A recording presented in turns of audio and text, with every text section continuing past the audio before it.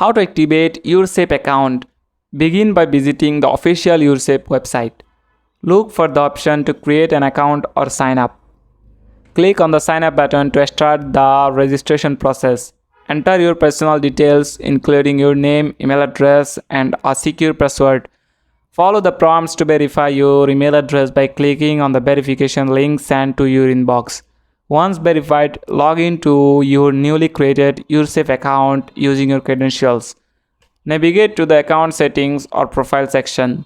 Look for the option to activate your account, open labeled as account activation or similar. Click on the activation link or button provided. Follow any additional instructions such as providing identification documents if necessary. Upon successful activation, your Yoursafe account will be ready for use and you can start using its features and services. That's it. Thanks for watching the video.